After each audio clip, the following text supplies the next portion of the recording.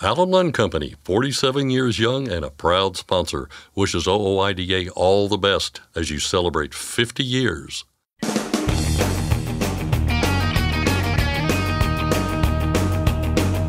OOIDA, representing America's truckers since 1973, presents Landline Now with your host, Mark Redding.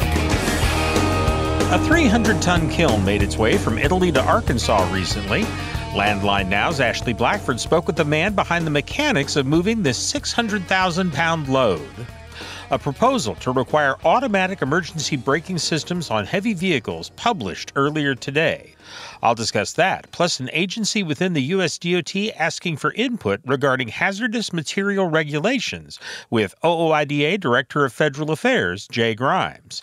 And finally, 8 states have made changes to their fuel taxes. Meanwhile, California has put new rules in effect intended to combat price gouging on fuel. Scott Thompson will get the details on both from our state legislative expert, Keith Goebel. But first, the news with Scott Thompson. Thanks, Mark. Our top story today. The California Air Resources Board says it's reached a deal with the Truck and Engine Manufacturers Association that will give companies more flexibility to meet new emission requirements. The Clean Truck Partnership, as it's called, is in response to California's requirement that half of all heavy-duty trucks sold in the state are electric by 2035. Truck and engine manufacturers had expressed concerns about meeting that timeline. The new partnership centers around a compromise of sorts. The companies that signed on, including Cummins, Daimler, Volvo Group, and others, committed to meeting California's emission standards. CARB, meanwhile, agreed to work with manufacturers before imposing new regulations while providing reasonable lead time to meet the new requirements. By 2045, California plans to mandate that all medium and heavy-duty vehicles operating in the state be zero emission. Comments for a proposed mandate of automatic emergency braking systems in heavy trucks are now open. The notice of proposed rulemaking hit the Federal Register today. The National Highway Traffic Safety Administration and Federal Motor Carrier Safety Administration are behind the move, which would require AEB technology on new vehicles that weigh more than 10,000 pounds. The agencies claim the move would prevent nearly 20,000 crashes and more than 150 deaths each year. And while truck safety groups are all on board, others like OOIDA have concerns. Jay Grimes, the association's Director of Federal Affairs, told Landline that OOIDA and other opponents do not believe the technology is proven. We are always going to have concerns about regulatory mandates for technologies or any other ruling that hasn't been proven to benefit highway safety. And this is something we've heard concerns about, these AEB systems that are on some trucks right now in terms of false activation alerts, really taking control out of a driver's hands, not being able to perform as expected in all different types of road, weather conditions. And something we pushed back in the 2021 highway bill negotiations. And unfortunately, that bill kind of put in track this rulemaking mandate, but it also had some requirements that NHTSA and FMCSA had to abide by to really ensure that whenever this rulemaking is finalized and becomes mandatory on all new vehicles, that the equipment is going to work the way it's supposed to. And so far to this point, and especially now with this first phase of the rulemaking process, we think some of those efforts have fallen short so far, and there's, at this point, not enough guarantees that this rulemaking process and some of the testing procedures in place are going to be enough. All of this comes amid investigations and recalls related to automatic emergency braking technology.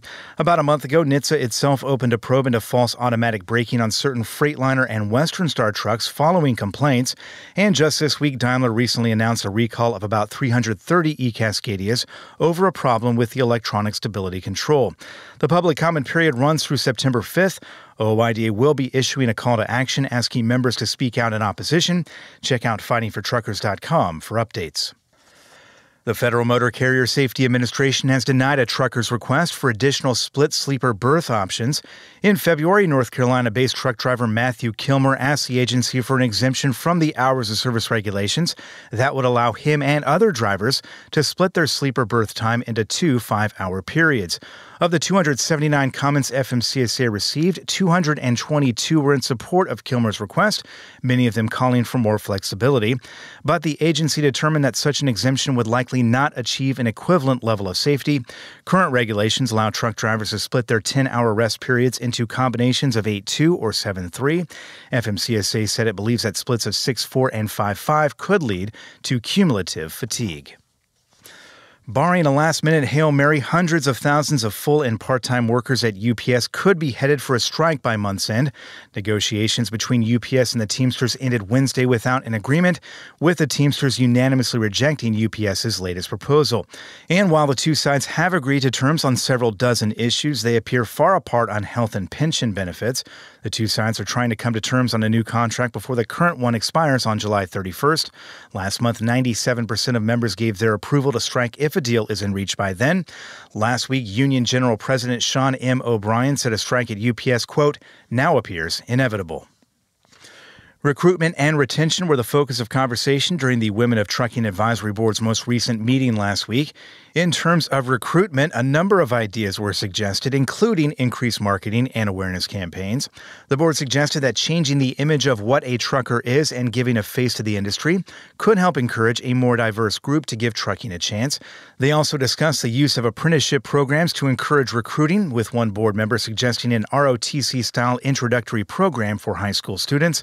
The Women of Trucking Advisory Board, comprised of 16 members, was created to make recommendations to the FMCSA on how to recruit and retain more women in the industry. Knight-Swift's acquisition of U.S. Express is now officially official. In a news release, Knight-Swift said the more than $800 million deal was approved by U.S. Express shareholders last week, and the transaction completed on July 1st. The acquisition, first announced in March, adds an estimated 7,200 tractors and 14,400 trailers to Knight-Swift's consolidated enterprise. A notorious stretch of Vermont roadway has claimed 2 more victims. The first came over the weekend when Vermont State Police say a truck driver from Florida got stuck on Smuggler's Notch in Cambridge. A police report said the driver ignored several signs stating that tractor-trailers are prohibited, even ignoring the pleas of bystanders urging him to stop.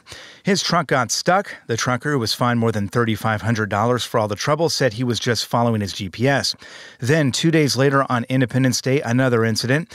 Vermont State Police say a different trucker went too far up Smuggler's Notch, and while he didn't get stuck, he also couldn't get turned around.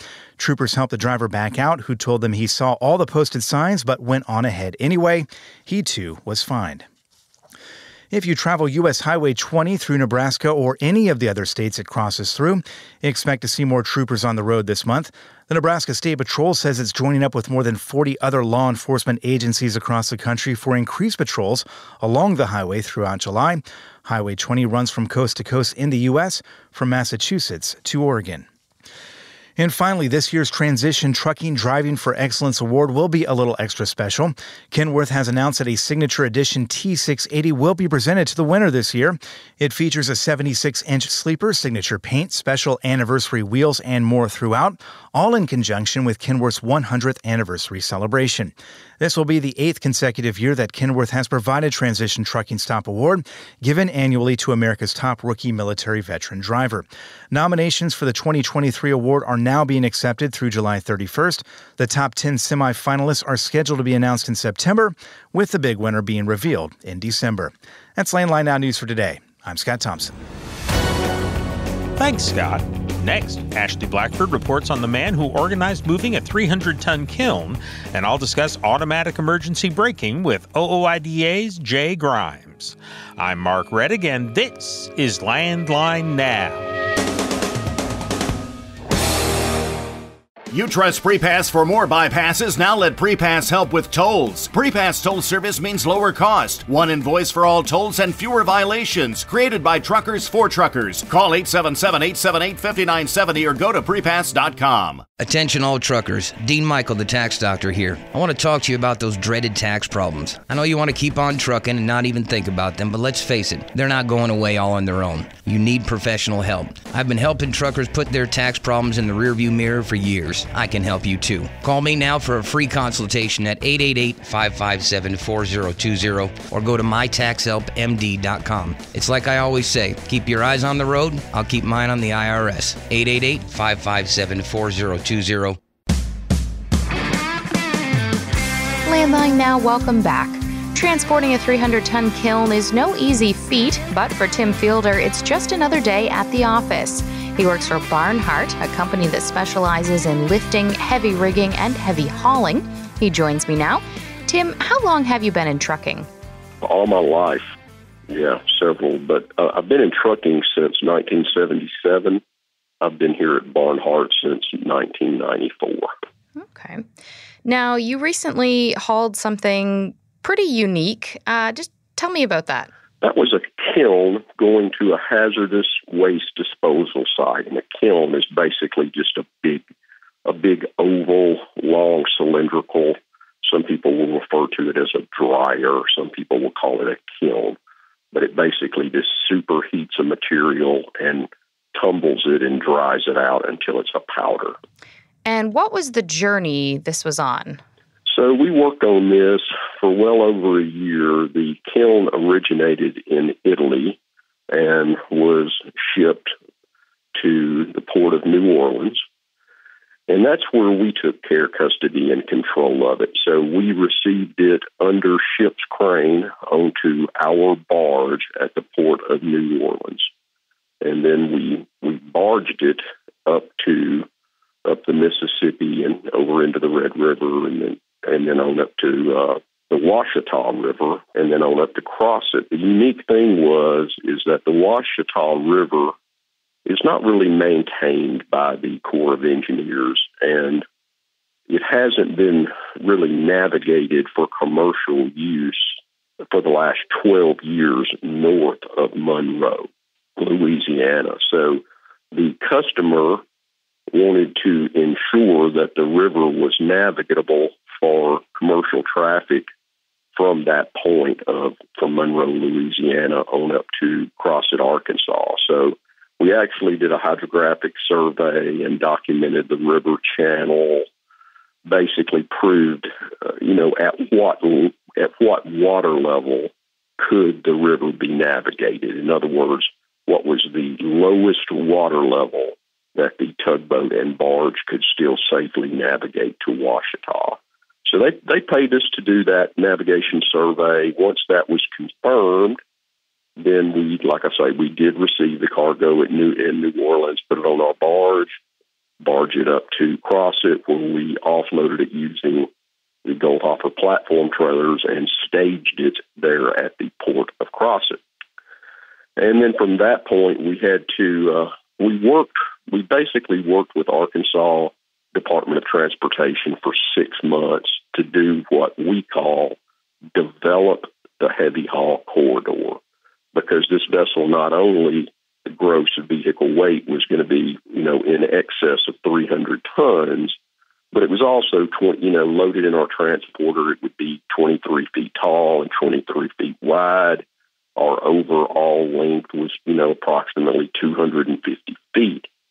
So the overhead wires were a main concern. The turning radiuses were main concerns.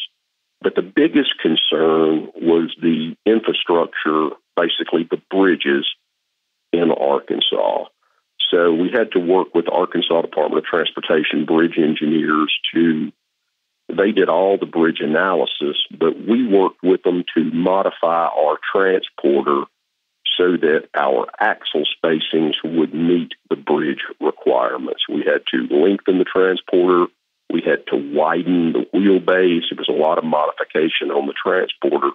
But ultimately, over the course of those 6 months, looking at different routes, looking at different bridge capacities and them doing all the analysis, we did meet the bridge requirements. Once the bridge requirements were met and we knew we had a viable route, well, then we had to identify every utility phone communication provider for a 168-mile transport. There were approximately, on the utility side, there were as many as 12 different utilities from Entergy all the way down to city municipalities as well as co-ops. On the communication side, there was everyone from AT&T down to fiber optic to smaller communication companies.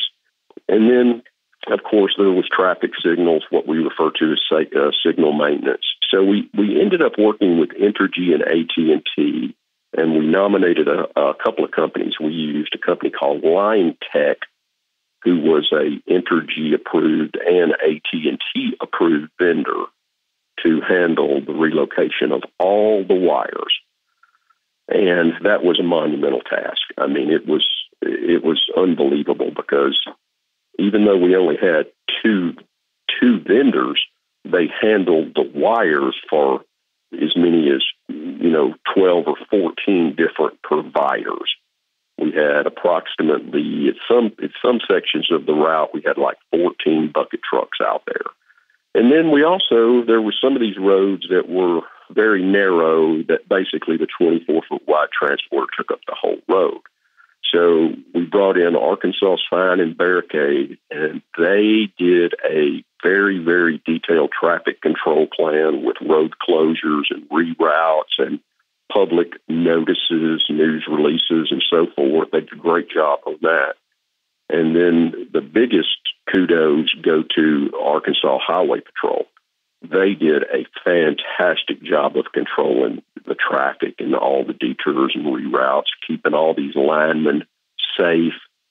We also contracted with VersaBucket.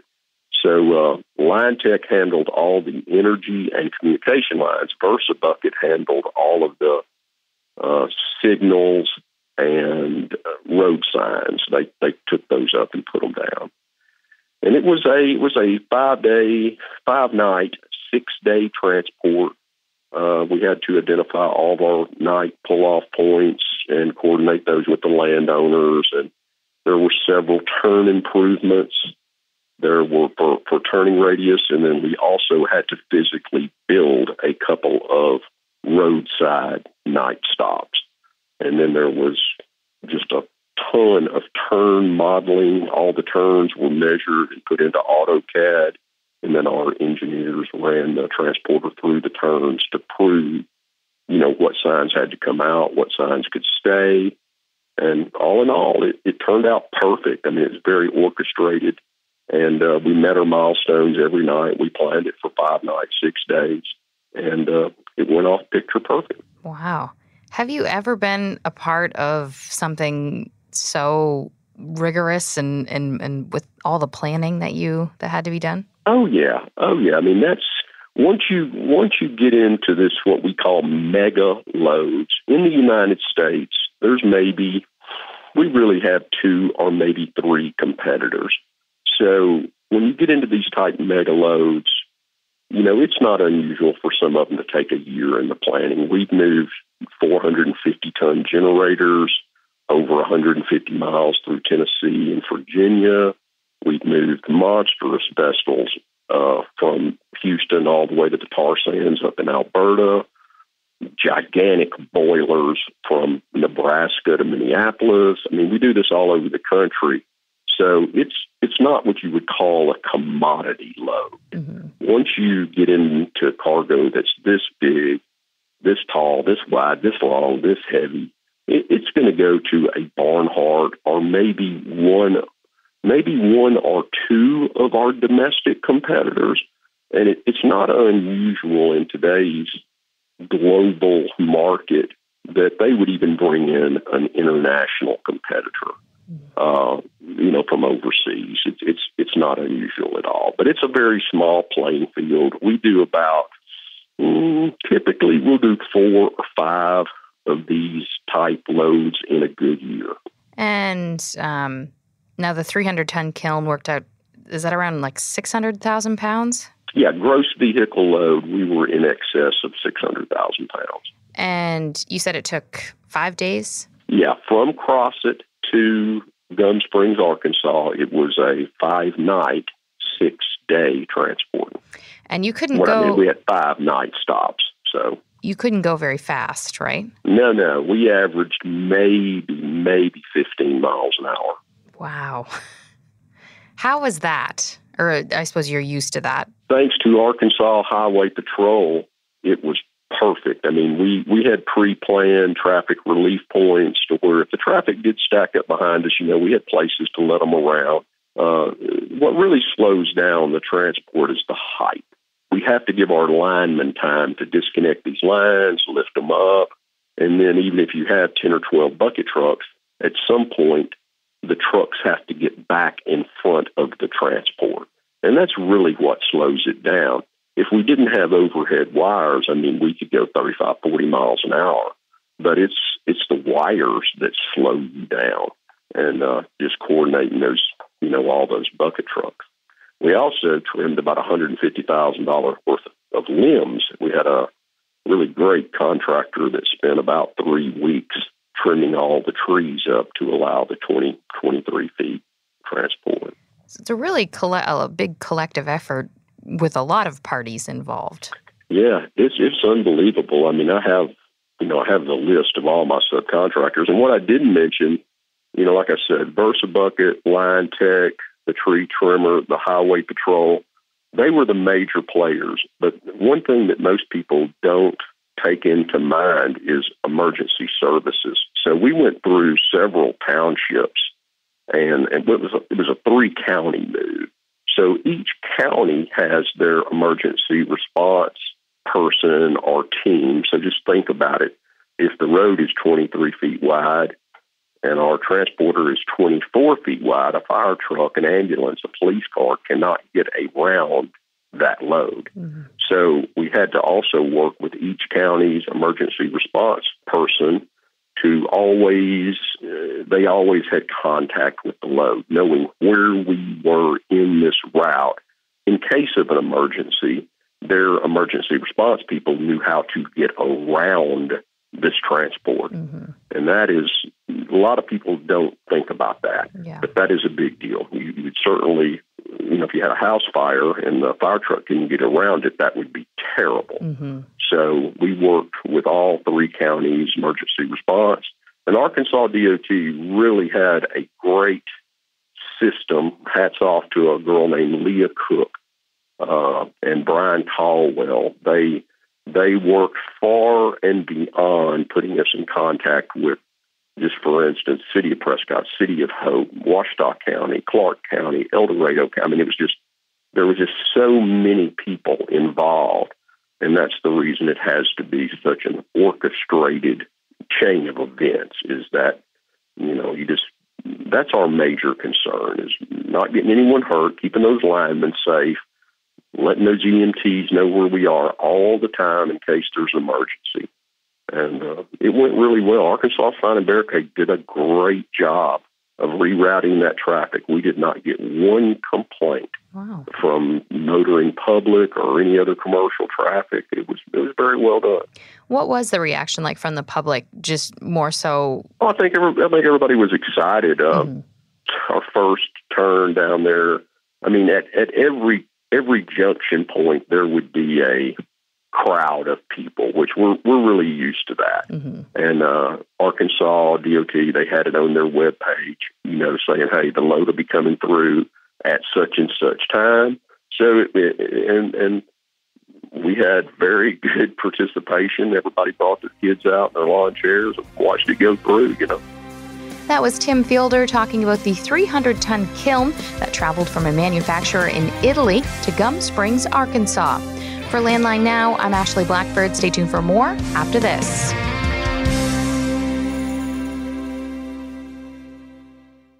Firestone tires are for more of everything. more miles for every tire dollar, and more confidence in your fleet. At Firestone, we help fleets save with dependable value. Find your local Firestone dealer today at firestonetire.com/dealer. Ready to make more money? Use a better load board. For a limited time, get 50% off Truckstop Load Board Pro. Just go to truckstop.com/go and enter promo code READY2023 when you purchase Load Board Pro.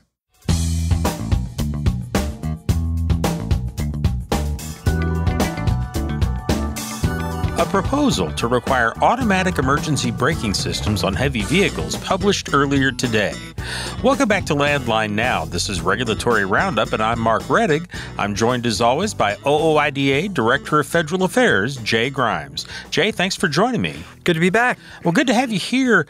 Let's start with which agencies are involved here, and what does it mean that both of these are involved? Yeah, so we've got the National Highway Traffic Safety Administration as well as our friends over at FMCSA, a joint notice of proposed rulemaking on this automatic emergency braking proposal.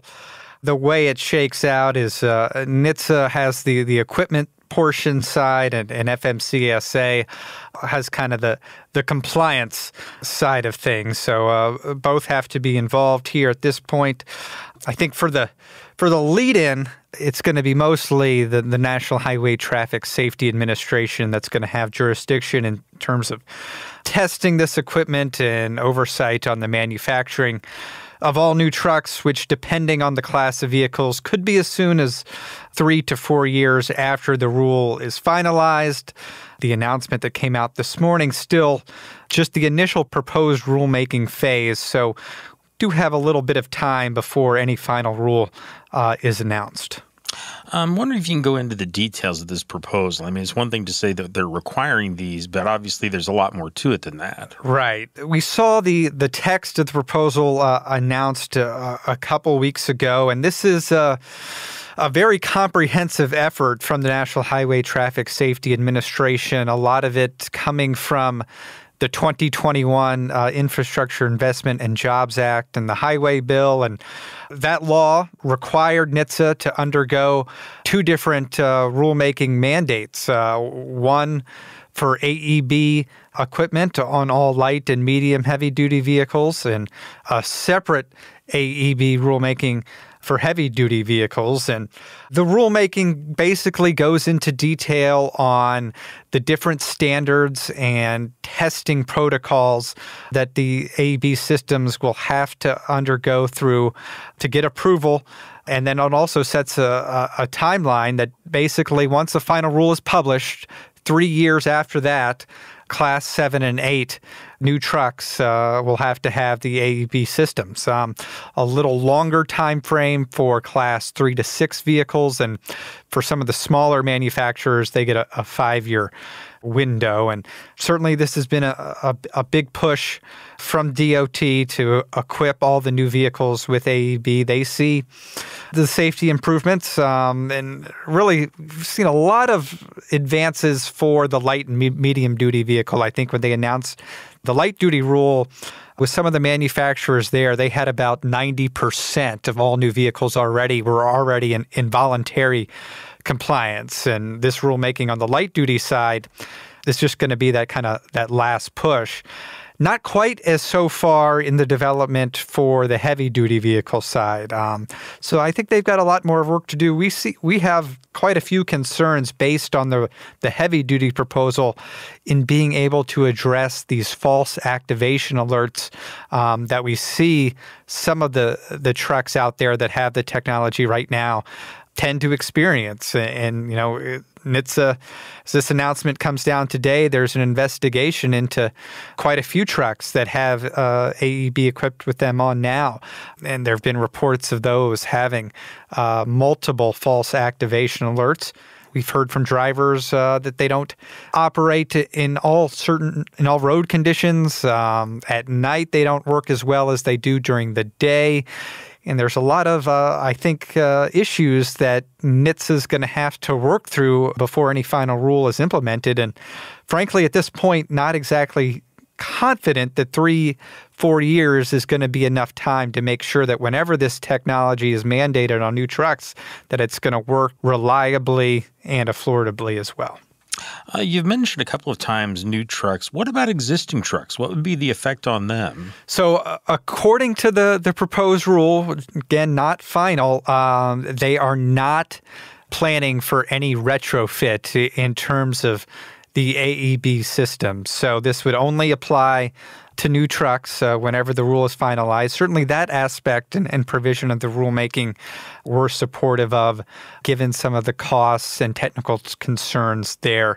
But, I think that's certainly a question that NHTSA is going to take public comment on, and that's something we want to see maintained in any final rulemaking. But I think there's some things we do want to make sure are improved so that whenever the new trucks come equipped with AEB, that technology is working.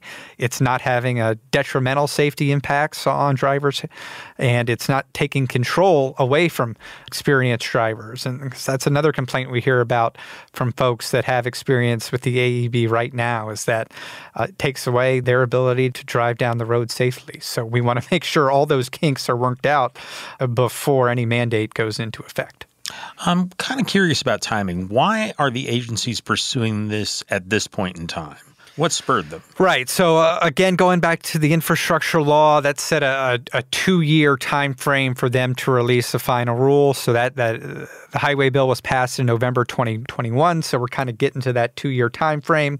Now, I'll tell you, some of those time frames that are congressionally enacted can always kind of slide by. But I know DOT and NHTSA and FMCSA want to get that rulemaking process started. I don't think there's any way they're going to have a final rule completed by November of this year, but they can show Congress that they're working on the rule that helps them in meeting some of the requirements. But when you look at some of the other requirements in the rule, it required NHTSA to consult with representatives and drivers from the trucking industry. And to my knowledge, they haven't gone out and done that to this point. In the proposal, NHTSA says that the public comment period is going to help them to do that, and it will to an extent, but I think the intent of Congress was that before this proposal, that NHTSA would have already kind of met with some of the industry stakeholders, including OOIDA, and that has not taken place. And there's also ongoing studies that NHTSA is undertaking right now that haven't been completed that I think could shed some more light on how these systems can be improved. And, in some ways they kind of are forced to put this proposal, but when you kind of look through the fine text, there's a lot of gaps that I think need to be fixed before any final rulemaking is put out there. So that's kind of the timeline in place, and not yet where it needs to be, I don't think, in terms of ensuring safety and reliability. Okay. Let's move on to another topic here. An agency within the U.S. Department of Transportation is asking for input regarding hazardous material regulations. And let's kind of start with what kind of regulatory notice we're talking about. Yeah, so this is an advanced notice of proposed rulemaking, kind of an introductory preliminary phase. Generally, if you do it in the most comprehensive manner, you'll get an advanced notice of proposed rulemaking, followed by a notice of proposed rulemaking, and then a final rulemaking. So this is an initial stage, really a information gathering notice from the Pipeline and Hazardous Materials Safety Administration, and really kind of some broad questions relating to general hazmat regulatory items and really the hazmat regulatory system in general. And the agency states, as new technologies are developed, understanding of the risks inherent in the transportation of hazmat may change.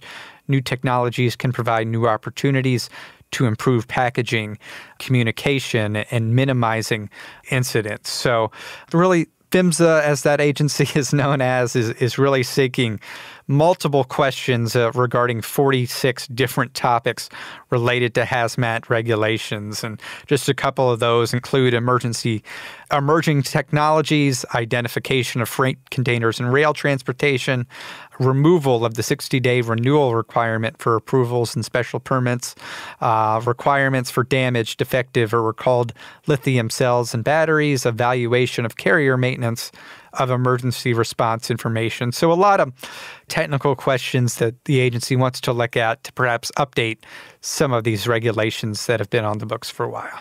But to be clear, and just to emphasize for folks, they're not proposing anything specific at this point. They're just looking for information, right? Yeah, looking for feedback and kind of some general direction on perhaps some ways that they can improve some of the hazmat rules and regulations that are on the books. And the deadline to file comments on this is going to be early October 3rd.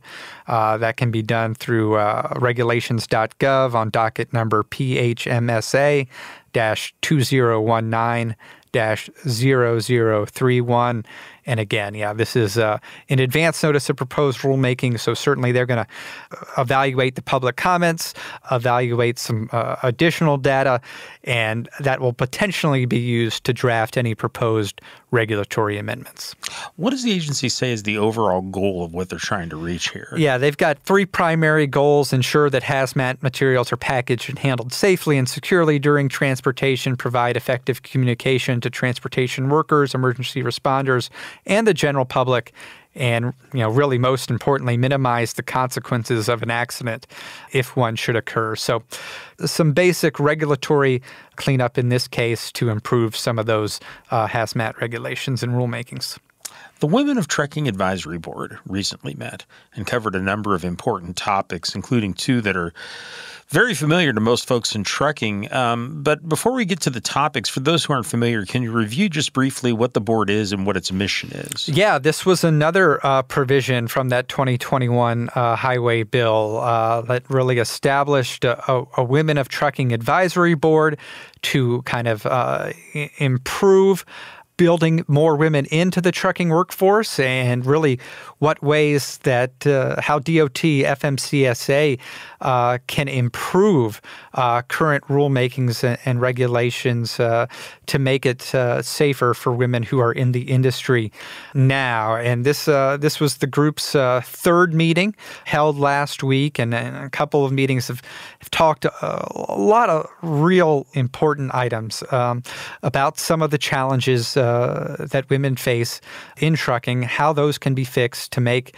trucking a more sustainable career, a more attractive career for women to kind of learn about and enter into. And the focus of the meeting last week is driver recruitment and driver retention. And it was really a good discussion, brainstorming on different ways that FMCSA and DOT can improve their outreach to potential women truckers. Kind of overall, the board suggested that changing the image of what a trucker is and giving a face to the industry could help encourage a more diverse group to think about entering into the trucking workforce. Also suggested increasing awareness among women who are active military or veterans, a group that we know has industry-related skills, and we see a lot of success for military veterans entering the trucking industry. I know they talked a lot about the Fair Labor Standards Act and really removing that limitation that prevents drivers from getting paid for their time. Also, a lot of discussion on improving truck parking, improving bathroom access as well, and certainly we are supporting a few different pieces of legislation on some of those important issues that would definitely, I think, not only help the women in the truck force, but really help drivers across the board in improving recruitment and retention. Okay. Well, Jay, we're running short on time here, but I want to thank you for all the information on all 3 topics. All righty. Thank you, Mark. I've been talking with OOIDA Director of Federal Affairs, Jay Grimes. And folks, you can go to regulations.gov and comment on all these proposals. We will go ahead and put a link to the 2 we discussed earlier on our website, landlinenow.com. We'll be back in just a moment with more news and information for you. I'm Mark Reddick, and this is Landline Now. Forget miss accuracy when you're truck on a cat scale. When you weigh on a cat scale, you get a no excuses guarantee. You can now save time weighing by using your smartphone. Find out more at weightmytruck.com. Since you started, what you've loved about trucking is the freedom. Heading out on your favorite route, a good driving song, and thinking about truck insurance. Well, maybe not that last one. That's why we're here. At OOIDA, we have a full range of truck insurance products, expert advice, and great customer service, helping you get the right coverage for your operation. Go to OOIDA.com, because your job is to drive. Our job is to help with everything else. It's tested and proven. Burn 2.1% less fuel when you balance all wheel ends with Centromatic. Call 800-523-8473 to get the OOIDA discount. We are back, and so too is another round of fuel tax changes across the nation. Joining us with the details on some notable changes is Keith Goebel of Landline Magazine. Keith, how you doing? Doing all right, Scott. How are you doing? Doing just fine. You've got July, I would imagine, July 1st circled on your calendar each year, because that is the date that states typically, a lot of states at least, put fuel tax changes into effect. We've got a number of them doing that this year. Vast majority of them making changes, actually putting increases into effect. We've got one that is going the other direction. We'll get to them here in a moment. But first, the increases, and we'll start with California. Yeah, first going back to July 1st. Yeah, I mean, July 1st for me is, I know that's what Canada Day, and a lot of folks like to celebrate that. But for me, it is, hey, this is the start of new laws in states around the country. You have a big party, there's a barbecue, right? I spend weeks leading up to July 1st preparing. And Rocky, but yeah, July 1st, the start of a new fiscal year for a lot of the states, it means fuel tax rate changes. July 1st, January 1st, those are the two big dates. September 1st for fewer states are the start of sometimes will be new fuel tax rates or changes to those fuel taxes. And yeah, starting out with California, I know folks definitely familiar with the fact that California annually, whenever July 1st rolls around, there is a change in the tax rates. And when I say change, I mean an increase. I guess there is the possibility in some states that there will be a decrease if you tie your tax rate to inflation. But in other states, it marks when they can make the increase. And that is the case, in California. As it has been for the excise tax on gas in the low 50s. Diesel, it's been specifically the excise tax, it has been in the low 40s. But as of July 1st, the excise tax on gas is up 4 cents. Diesel's up just a little over 3 cents. So yeah, folks paying a little more in the state. Again, the excise tax there in California. And as we said there, California hardly alone here. We'll kind of go through the list of states that are putting increases into effect, including two of our I states, Illinois and Indiana, where increases have already taken effect there as well. Yeah, Illinois, interestingly enough, it is the second time this year that they've had an increase. The first increase was on January 1st. Why they're having two in 1 year? Well, that is because the July 2022 increase was delayed for 6 months. So it took effect on January 1st. The second round this year in Illinois, as of July 1st, the gas and the diesel excise rates up another 3 cents. So they're up a total of 6 cents this year alone.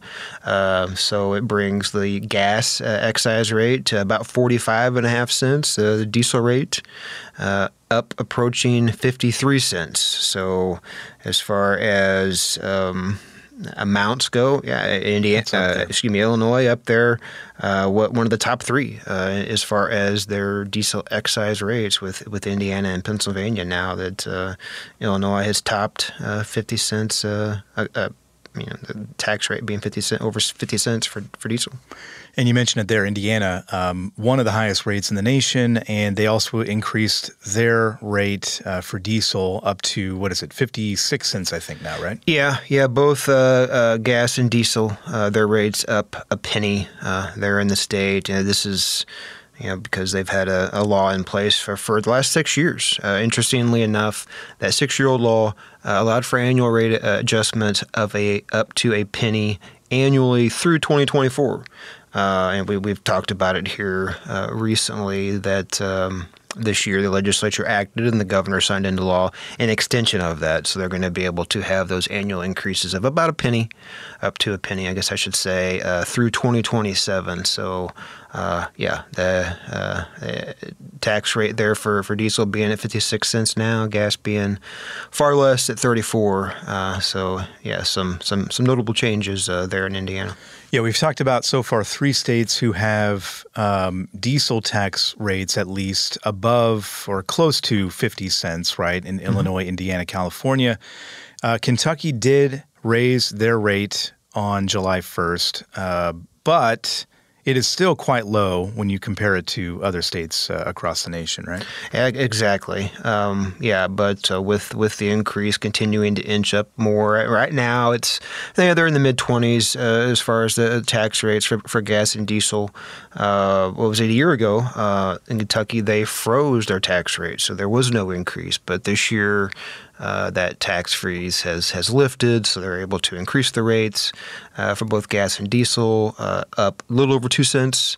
So right now, if you're going to be filling up your personal vehicle there in Kentucky, it's going to be a little over 28 cents a gallon added to the price. For diesel, it's just over 25 cents. So inching up a little bit more in Kentucky, but yes, a far cry from the states on the high end of the excise taxes. Yeah, no kidding. Let's run through just 3 more states here who are increasing their rates, and then we'll get to the one state who's actually bucking the trend and going the other direction. But in terms of increases, we've got Maryland, Missouri, and Virginia as well, increasing fuel tax rates on July 1st. Yeah, Maryland's got the highest increase in the country, just a little bit more than what we've been talking about with some of the other states. Both gas and diesel, their rates going up just over 4 cents. So the gas rate's going to be 47 cents now. The diesel, just a little bit more than that, almost 48 cents.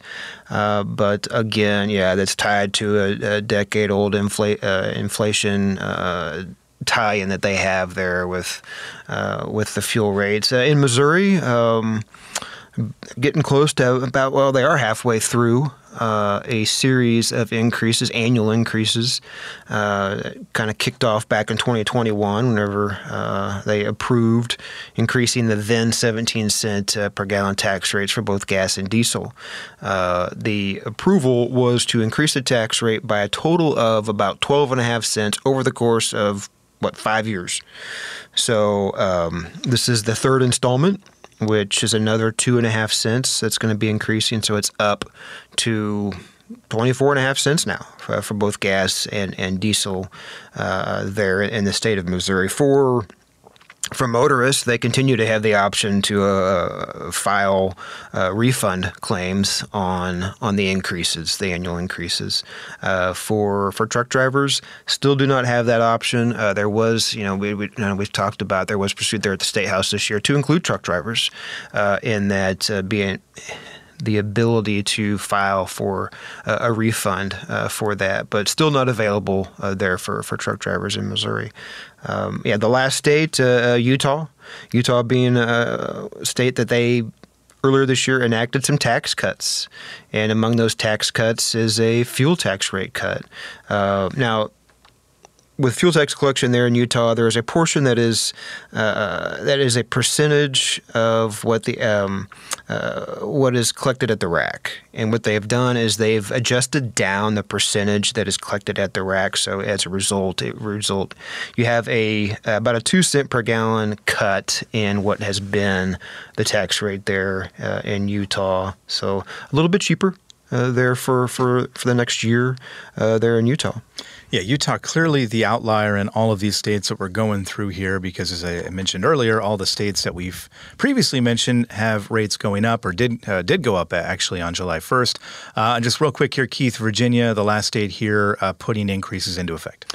Yeah, small increases there. I say small. I mean, it's about 2.5 cents for both gas and diesel. So, yes, those tax rates, gas being about 38.5 cents, diesel being right around 40 cents. Keith, we won't have to wait till July 1st of next year to talk to you again, but I imagine around this time, a year from now, we'll be talking about this topic once again. Keith, always a pleasure, and we'll talk to you soon. Yeah, thanks for having me. Our thanks to Keith Goebel of Landline Magazine, and our thanks to you for listening. Get all the latest news and analysis on the trucking industry 24 hours a day at landline.media.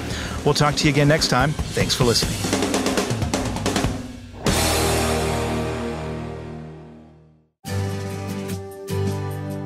I'm a dad, a son, a husband, wife. I'm a writer, photographer. I farm. I'm a veteran. I love old cars, fishing, my kids, Chrome. And I am a professional truck driver. And together we are OOIDA. OOIDA was founded by truckers to stand up and speak on behalf of truckers. We've done that by combining the individual voices of our members into a single, powerful voice. Protecting your interests, defending your rights. Join us! Make your voice heard.